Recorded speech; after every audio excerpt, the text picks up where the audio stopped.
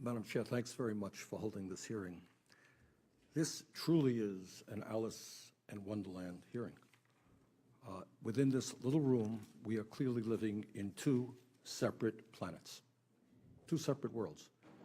And whether the differences are influenced by the fact that the Koch brothers and ExxonMobil and the petroleum industry and the fossil fuel industry is pouring hundreds of millions of dollars into think tanks trying to confuse the American people, or we're just dealing with politics here, I really don't know.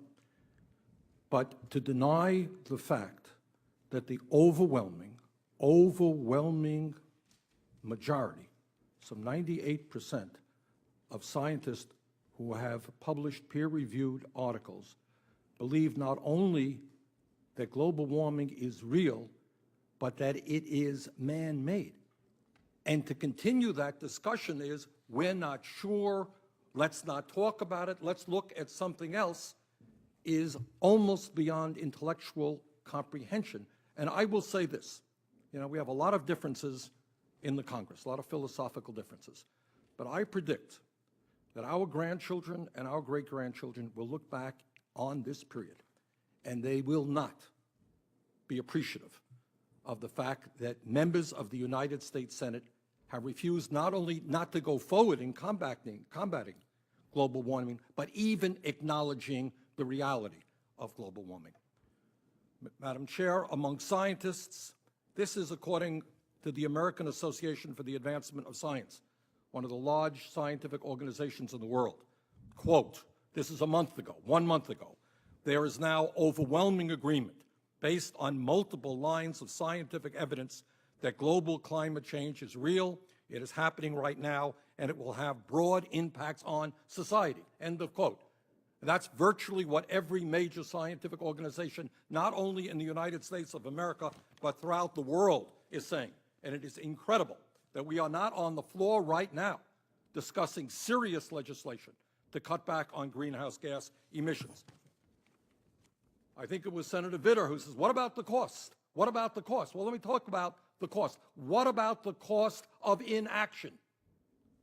What will more droughts mean to agriculture in this country? What will more floods mean in terms of property destruction?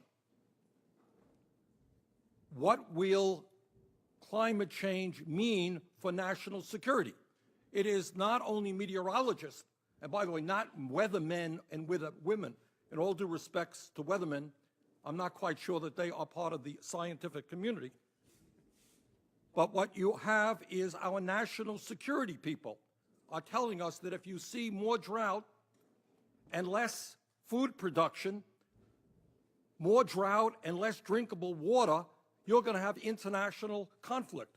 Navy Admiral Samuel J. Lockyer III, who was the head of the U.S. Pacific Command, I think Senator Rona referred to this, recently described climate change as the biggest national security threat facing the region.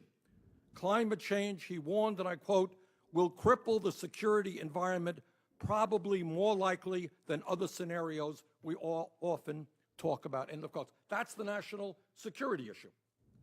Now, to my mind, the time for waiting is over.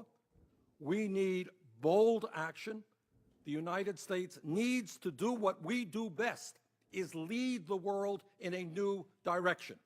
And I'm very proud that along with Senator Boxer, she and I have introduced legislation that will, in fact, impose a tax on carbon.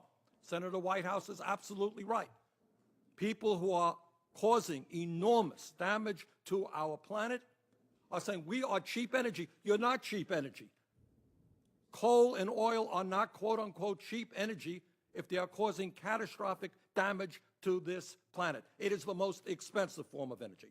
So, Madam Chair, I think the time is long overdue for us to move away from fossil fuel, to move boldly to energy efficiency and to such sustainable energies as wind, solar, geothermal, biomass. And by the way, when we do that, we will also create millions of jobs as we transform this economy.